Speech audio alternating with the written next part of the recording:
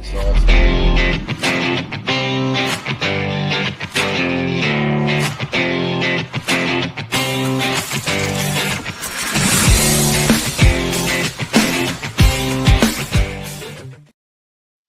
Well, here it is, another episode of Leaf Talk. And of course, when we say Leaf Talk, we talk about everything that's Maple Leaf, including the Maple Leafs.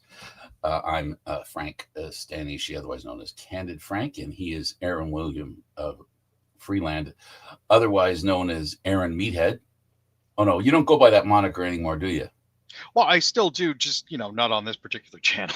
Oh, okay. On my Twitch channel, on Twitter, on Blue Sky, on Threads, and in public, yes. That's what matters. That's what matters. All right, so here we are. A weekend's gone by.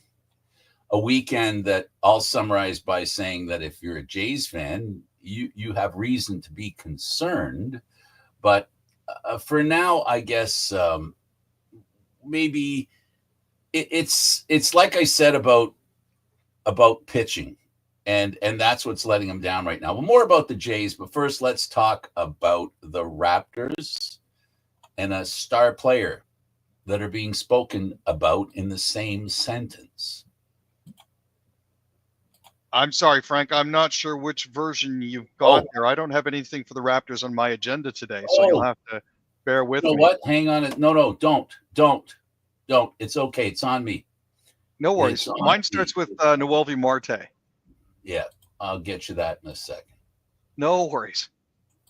And here it is. Okay, Marte rescues the Reds in a win. That's the one.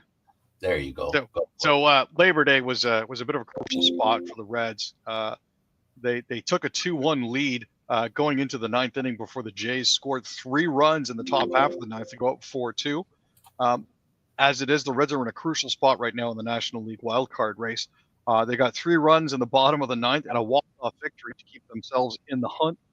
Friedel started the rally with an RBI double to pull within 1, and it was Noelvi Marte who pulled a walk-off 2-run single through the left side of the infield to win the ball game. As it currently stands, the Cubs are up 5 games, the Padres are up 3 games, and the Mets and Cincinnati Reds are the top 2 teams currently in the wild card. Cincinnati Reds are currently 3.5 back, being tailed by San Francisco, who are 5 games back. So that was a close one. Follow that up with the next day. That would have been Tuesday afternoon. George Springer went 3 for 4 with 2 homers and 3 ribbies. Bo Bichette hit a 3-run home run, and the Jays actually managed to hold on for a 12-9 victory yesterday. They currently have 23 blown saves on the season, including Monday's 5-4 loss in the series opener. But Hoffman allowed 1 hit in the ninth for his 30th save.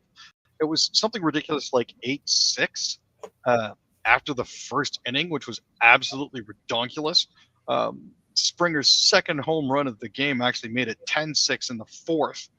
This is Springer's 29th multi-homer game, his second game this season. Connor Phillips got victimized by Dalton Varsho for a solo homer in the 7th to make it 11-8. Then TJ Friedel got a solo off Sarah Anthony Dominguez in the 8th to make it 11-9. But after a throwing error by Isaiah Kiner-Falefa prevented the final out in the 3rd, Austin Hayes homered. That made it 8-6. End of the game, however, 12-9. So they managed to hold on, thankfully, stem a little bit of the bleeding from going 1-2 versus the Brewers in the weekend series. But that's actually not a bad sign. Mainly because the Brewers are first overall in the league. So they're doing okay. Well, they traded for Falea to be a backup infielder. Made a mistake. Bichette. I think he used a golf tee to get that home run. He picked it up right off the ground, it seemed. It was low. It was a low ball, and he spanked it out of the yard. Good for him. So the Jays right now are, last time I looked, they were 2.5 games up in first place. So the margin is slimming. It was as high as like 5.5 at one point, and now it's down to that. Well, we'll see. I guess what the Jays have to hope for is that when they go into the playoffs, that their bats are going to be very hot so as to put some lean on the opposition's relievers to kind of level the playing field in that regard. They're going to need to score a lot of runs. They're going to need a lot of good hitting, unless they can go through a 9-inning game and only allow 4 or 5 hits. It's going to be 17 hits, and it's going to be 5-6 runs, and the Jays are going to have to score 8-10 like they did last night. This I think is it's a preview of what'll happen in the playoffs. If the Jays are going to go through in the playoffs, it's going to be high-scoring games. But then again, having expected that, you never know. You could have your low-score games. But I think really, honestly, they don't have a bullpen, and not right now. Not by the way it's constituted. The hope is that they're tired, and because they're tired and worn out, they're not pitching very well. So they've got to figure out the starters are going to have to go in deeper into innings and keep as much as they can the relievers off the mound. So it's going to be an interesting battle for them in doing that. Let's go to tennis, and some good news in tennis if you're a Canadian tennis fan. Yeah, Ottawa's Gabriela Dabrowski and New Zealand's Erin Routliffe are now one step closer to a second U.S. Open women's doubles title. They're rated third. They rallied Tuesday to defeat 11th seed Timea Babos of Hungary and Brazil's Luisa Stefani 0-6, 6-4, 6-4 in the quarterfinals. In the other side of the coin here, the wild card ride finally ended for Leylah Fernandez and Venus Williams. Top-seeded American Taylor Townsend and her partner Katerina Siniakova of Czechia beat Fernandez and Williams 6-1, 6-2 in a brutally efficient 57-minute quarterfinal match in Louis Armstrong Stadium. Dabrowski and Routliffe, the 2023 Open champions, steadied after a shaky start to swing the momentum in the second set. Tied 4-4 in the middle set, Dabrowski and Routliffe only surrendered 1 point of forced error en route to taking the lead. From there, they absolutely did not look back. Fernandez and Williams were playing doubles together for the first time. They ran into a really experienced team in Townsend and Siniakova, who showed why they're ranked number 1 in the world. Townsend and Siniakova finished with 2 aces, 11 unforced errors, and first serve points, a win percentage of 74%. Fernandez and Williams had no aces, 25 unforced errors, 3 double faults, and a low first serve points percentage of just 61%. So that was unfortunately the difference right there. And the first time playing together. Yes, which is impressive, especially when they made it all the way to the doubles quarterfinals. Absolutely, that's a testament to the talent. And Venus Williams looked like she was having a lot of fun. Good for her. Definitely. All right, let's go to the Canadian Football League and the Calgary Stampeders. I don't know. Best team, nip and tuck with Saskatchewan. Yeah, they beat their cross-province rivals, the Edmonton Elks. So, as it currently stands, Saskatchewan is 9-2. Calgary is 8-3. They're very, very close. But yeah, Eric Brooks. Eric Brooks scored an 87-yard punt return to help the Stamps take down the Elks 28-7. That was on Monday afternoon. Brooks's major was part of a 3-phase effort by the Stamps, as the offense and defense also prevailed over the visitors at McMahon Stadium. VA threw a touchdown pass to Dominique Rhymes, and third down specialist Quincy Vaughn added another score as the Stamps moved themselves to 8-3. Elks pivot Cody Fartardo was unable to stop Calgary's defense, unfortunately. He finished with 255 yards, no touchdowns or interceptions, and the Elks ended up dropping to 4-7. Absolutely. The Argos. I was there for that game, Aaron. I was on the field looking over the Argo sideline, watching the end of that game, the last 3 minutes. I watched it from there. And I also stood inside the tunnel in front of the locker room because we interview the players and the coach just outside the locker room. And I'll say this. Wow. From down there to see the excitement and the confusion, the excitement and confusion that the Hamilton Tiger Cat fans saw 0 on the clock, heard it was out of bounds, didn't realize that there was a second left when he went out of bounds.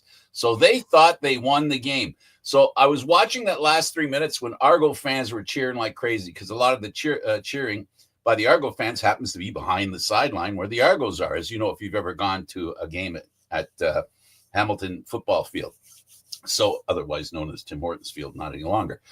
And so the cheering when the Argos got ahead, and then all of a sudden the cheering when Hamilton got ahead, and then at the end the total mayhem, the Argo fans just losing it because their team won, and they won with the ball coming down into the end zone right in front of them, right where we were, and then having to go to wait for the coach and the players to interview them at the end of the hallway heading to their locker room, Aaron, and watching them run in. I'm not supposed to, so I didn't, but I regretted not videoing the Argos coming in. What a hoot and holler that was for those guys. They were just so proud and so thrilled at what happened. And I got to tell you, Aaron, I've been saying to you and everybody who's willing to listen, I've been saying that Arbuckle's been getting better every week. And he got better again. Ball's in your court, dude. He's 33 for 40 with 352 yards and 3 touchdowns. Come on now. We were actually driving home. No interceptions. Yep, we were driving home. We were driving home from Havelock, listening to the game on the radio there. Heard them up 15-13 at the half, and started listening. They were trailing when we parked the car in the underground garage. By the time we'd gotten all of our stuff in and unloaded the car, they were winning. And then we watched Hamilton score the touchdown, and then we watched them step out of bounds with like a tenth of a second left, which was just enough time for Hoverlahu to hit from can't miss territory, like 17 yards out, which was just a fantastic way to end the day. What an amazing game. And it was basically another Labor Day classic, and not just one between Hamilton and Toronto, but the other two games were just as exciting. Well, okay, maybe not as exciting, but close enough. You talked about Calgary, and now the Riders. The Bombers looked like they had a shot. Calgary had Adam Bighill in their lineup for the first time, the former star of the Winnipeg Blue Bombers. So it was a very interesting game with a lot at stake. Oh, definitely. And I mean, when Winnipeg scored off a turnover with under 5 minutes left, and then Mario Alford fumbled a punt return, and Jake Kelly got possession back, which led to a Carrick Wheatfall touchdown. And with 30 seconds left in the game, Dalton Schoen scored a touchdown. This was a game where if you blinked, you were going to miss something, especially in the late going. At the end of the day, everything ended up settling out, I guess, the way people thought it should. But yeah, that improved the Roughies to 9-2 and dropped the Bombers to 6-5, which means at this point here, they could potentially be within striking distance of Toronto when it comes to making sure that there's no east-west crossover. So that was a game that I think the Bombers really needed to win just to give themselves a little more breathing space, and it just didn't quite work out for them. Well, right now, the bottom two teams in the East and the bottom three teams in the West are all arguing over 2 playoff spots. So only 2 of them available for those 5 teams. Yeah, and with the Argonauts heading into a bye week here, they're going to be doing a lot of scoreboard watching this weekend because absolutely. And I tell you, if the right teams win, as far as the Argos are concerned, they could be very close to being in the playoffs within a mere handful of weeks, long before the season's over. So it'll be an interesting couple of weeks for sure. The most important thing has to happen, and that is the Argos can't afford to lose anymore. They can't have any more brain cramps. They can't allow teams to get easy touchdowns, and they need to complete their red zone statistics. They've got to improve on the red zone statistics, which they did against Hamilton. Let's talk about the IndyCar and some changes that are going on, Aaron, here in Southern Ontario. Yeah, so as everybody knows, FIFA is going to be in the neighborhood in 2026, taking up a lot of real estate around BMO Field. So as a result of a combination of, I think, declining attendance and the fact that they are going to be competing directly with the World Cup, Green, Savory, Toronto, ULC, the City of Markham, and IndyCar have come to an agreement that the Ontario Honda Dealers Indy will have a new home in 2026 under a 5-year agreement. It's going to actually be moving to the City of Markham starting in 2026, sorry, and running all the way through 2031. The race course itself is going to be along some of the back streets that are up there, including going through the parking lot of the Unionville GO station, as well as extending onto a couple side roads and running past an old York University parking lot, as well as past the actual Markham campus of the university itself. It's going to be a 2.9 kilometer, 12-turn track. I'm actually very, very excited for this. It's a 2.19 mile circuit, with 12 turns. And it's, you know what, right off the GO train line, it's going to be a double-sided pit lane, which is going to make things even more interesting. And, you know, when Tony Kottman gets involved in something like this, you can't help but be a little bit excited. For race heads like myself, it's one of those things where you kind of dream of seeing another track like that. So it's a road race. Yeah, it is supposed to be a road race. So, you know, it's going to be in and around the streets of Markham, which is going to be absolutely fantastic for it. So I'm very much looking forward to that next year. Markham has the community there has stuck their nose in the sports world a few times. They were in the talks about if another National Hockey League team came. They were talking there, and Markham was a top candidate to get another team when there was a movement possibility, if people remember, as well as Vaughan was very interested in getting a team. Interesting proposition. And there's a lot of ways that that sports raises the profile of cities and towns.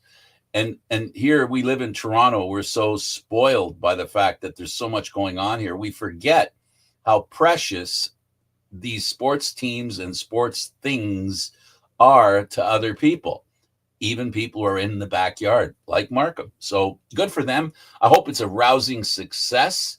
And, something like that could help stir. Maybe it's wishful thinking on my part, Aaron. Markham having a great, experience with sports. It just could scratch a little itch like the Olympics. It's not like the Olympics people are fighting over them. So, there's a deal out there that Southern Ontario can make, bringing the Olympics here and upgrade our sports, places that we have to exercise our sporting desires, even after professionals, or if you wanted to call Olympic athletes, they're kind of professionals too, to take off and leave it behind. There's a lot of good things that can come from that. I mean, that's how Tim Hortons Field existed. That's even how BMO became existed, because there was wasn't it the ladies soccer, I think, is what opened it up, what started it going, the women's championship. All right, let's go over the second half and let's talk about Team Canada. And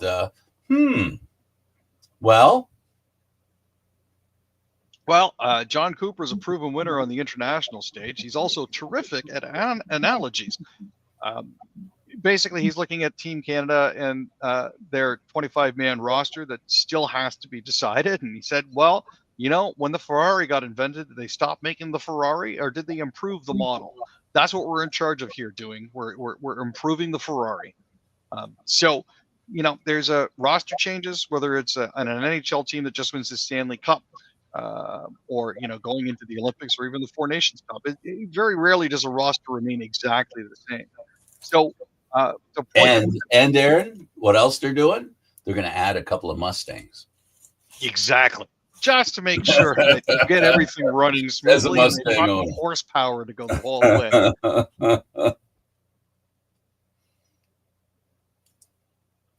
All right. Sorry. Could the Habs offload The last year of Price's $84 million contract. Is that possible? Can they do that? Well, seeing as he hasn't played a single minute of hockey since 2022, and he remains on the long-term injured reserve list, he's still technically drawing salary, even though he's quote unquote retired from the Montreal Canadiens. Thanks to that 8-year deal that he signed, that's actually paying him until 2026. As it currently stands, he's already received his bonus for this year, which means that his contract is technically movable. I don't think Montreal needs the room anymore, but a team that's looking to get to the floor and to give themselves a little breathing room when it comes to signing additional salaries could potentially want to take it on. One of the places being rumored for that is actually the Chicago Blackhawks. That would free up a little bit of cap space for them. Or and use also, up some, use up some, help them get to the floor. Apologies for that. Yeah, it's one of those situations where it's not doing anything for the Habs at this point. And as it currently stands, the Blackhawks, under their current structure, are looking at being just barely over the floor. So they've currently got a projected hit of $76.8 million. And the floor is 70.6. So, that gives them some options to play around with too. Well, they've got assets, and it'll Yep. take some assets to move that contract. So the question then becomes, how important is it for them to be able to bring in other players to improve the team? I suggest, knowing Montreal fans, they sure want it to happen. I don't think there's a Montreal fan anywhere that'd suggest that, no, don't trade his contract. We like him. Don't trade his contract. They're smart enough and know trading Carey Price's contract would help them in getting other players to fill out the roster and make it stronger, that much stronger with that money. We know here in Toronto how important that last $4 to $8 million can be. We're seeing it in play right now. So an $8 million break is a really good break. If you can get rid of that, it's worth an asset to move it out. Oh, 100%. And the fact that it would be $10.5 million that they'd be able to move out would help them with their current $5.9 million overage. So that's something to consider as well. That's difference in night and day. Yes, let's sir. talk about the Sens. So last year, the Sens used quite a few goaltenders. Specifically, there was Linus Ullmark, Hunter Shepard, Mads Sogard, Jackson Parsons, Kevin Reidler, Vladimir Nikitin, and also Levi Merilainen. They are actually going to have a legitimate NHL Rookie of the Year candidate. He's just turned 23 last month, and he hasn't played enough games to actually out-qualify himself or disqualify himself from being a rookie. In 12 appearances, Merilainen allowed only 22 goals, posted 3 shutouts, and a 1.9 goals against average with a .925 save percentage. Now, granted, it's a very small sample size, but at the same time, those numbers were significantly better than either Forsberg or Ullmark. So it's one of those things they have to consider when heading into this year, if he's going to be their third or if he's going to be their primary starter with the Belleville Sens. Absolutely. McDavid, not an Oiler? I don't think so. I don't think if he's not an Oiler, it's going to be because he doesn't want to be an Oiler, because the Oilers are going to, and have already bent over backwards, bringing in people that he's connected to. I just don't see him not signing. I mean, living north of Toronto, and knowing that Toronto would love to have a cup, and knowing I love Leaf fans because I love Toronto, I wouldn't mind if he played for Toronto. That wouldn't hurt much. But I was going to say there's a lot going on right now for him, but he's also still got a year left on his contract. Absolutely. It doesn't expire until 2026. So does Matthews. It would be wonderful to get him locked up. But, and here's the thing, McDavid's been working out with Matthews. They've been golfing together. They're good buds, and part of the thinking is with the way that Matthews has restructured his contracts and tried to take advantage of certain things over the past few years, going for shorter term contracts to maximize it at the end of that. that might be bleeding over into how McDavid is thinking about it. But the Oilers have done everything that they possibly can to keep around players that they think that McDavid wants to play with. Draisaitl's there. Hyman's signed until the end of 2028. Nugent Hopkins is there until 2029. Trent Frederick is their new big shiny toy. He's there until the end of 2030. So, they're trying to do stuff to try to keep him around. Even Evan Bouchard is there until the end of 2029. And Darnell Nurse is going to be there until 2030. So they're certainly trying to do stuff to try to keep them around. Whether or not he can turn that into an actual viable contract remains to be seen. He's drawn his line in the sand. They got to be competitive, and whatever they do has got to look competitive to them. And he's got guys working for the Oilers within the organization that are people that he can trust. So there won't be any slipping anything by him. He's going to know what's going on. He's going to know firsthand, or first and a half for sure. All right, the Canucks. So time's running out for them. There are some CBA rules that are going to be taking effect pretty much immediately. Under the new CBA, obviously, and we've discussed this in the past, players can only sign for a maximum of 7 years. Now, these 7-year contracts are only eligible for players signing extensions who are on the roster as of the previous trade deadline. 6-year deals are now going to be the norm, down from 7, and 7-year maxes are going to be the norm, down from 8. That would mean that for Quinn Hughes, if he's going to get 8 years, he's got to sign it sometime in the next 3 months, if memory serves. So they're going to have until the end of this year, basically, to sign him to an 8-year extension. If they can't get that done, it'll be going to 7 years in the next year. So he may choose there, or he may choose to sign with New Jersey to play with his brothers. You never know. No kidding. No. Now we can talk about the Leafs, and the Leafs goaltending's the big word this day. They signed Hiddleby to a 3-year contract. He's their baby Leafs goaltender, and of course they're negotiating with Anthony Stolarz. How's the negotiation with Anthony Stolarz going here? Well, they've kind of just gotten started on that thing. Hildeby's signed for $841,000, which is pretty much the league minimum. It's basically a 3-year, $2.53 million deal at league min. They got that done. Now, because Stolarz had the best season of his career in his first go-around with Toronto, he recorded a 21-8-3 record and a .926 save percentage.